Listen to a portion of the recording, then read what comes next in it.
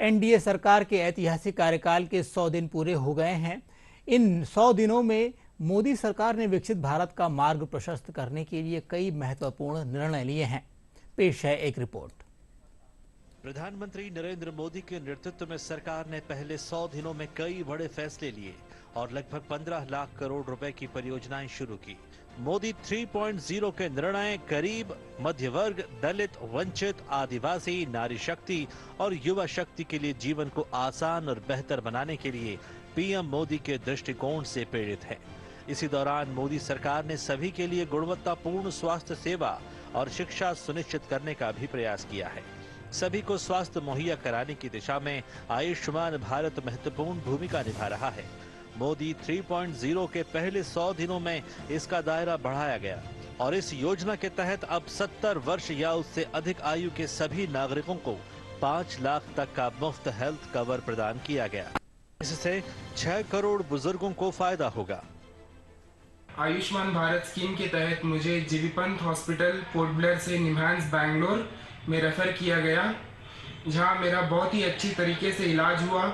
हम लोग बीपीएल वाले हैं और हमारा फाइनेंशियल कंडीशन कुछ ज़्यादा ठीक नहीं था, इसलिए आयुष्मान भारत स्कीम से हमें बहुत ज़्यादा हेल्प हुआ।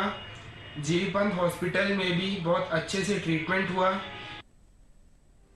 मेडिकल शिक्षा में विदेशी निर्भरता को कम करने और हेल्थ केयर सिस्टम को प्रभावी बनाने के लिए 75,000 नए मेडिकल सीटें बढ़ाई गई। साथ ही नियमित टीकाकरण को डिजिटल बनाने के लिए यूविन पोर्टल शुरू किया गया।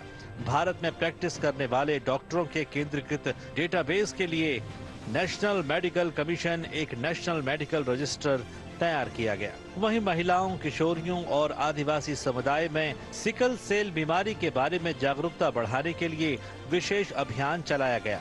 कैंसर पीड़ितों के आर्थिक बोझ को कम करने के लिए 3 कैंसर दवाओं की कस्टम ड्यूटी में छूट दी गई। पीएम ई ड्राइव योजना के तहत 10,900 करोड़ रुपए के खर्च से इलेक्ट्रिक एम्बुलेंस की सुविधा प्रदान की जाएगी।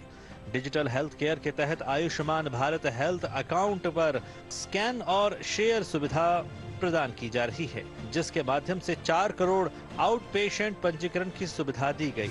वहीं शिक्षा के क्षेत्र में भी मोदी 3.0 के पहले 100 दिन में कई महत्वपूर्ण निर्णय लिए गए। इस दौरान भारत की शैक्षिक विरासत और सांस्कृतिक प्रतीक के रूप में नालंदा विश्वविद्यालय के नए परिसर का शुभारंभ किया गया।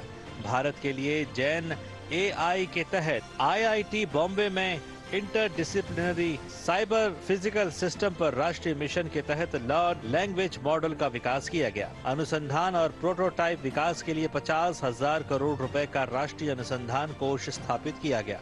अर्थव्यवस्था, पर्यावरण और रोजगार पर ध्यान केंद्रित करते हुए उच्च प्रदर्शन वाले जैव विनिर्माण के लिए बायो-E3 नीति की शुरुआत की गई। 10,500 करोड़ रुपए से विज्ञान धारा योजना शुरू की गई है, जिसका उद्देश्य विज्ञान, प्रौद्योगिकी और नवाचार पारिस्थितिकी तंत्र को बढ़ावा देना है। Bureau report, DD news.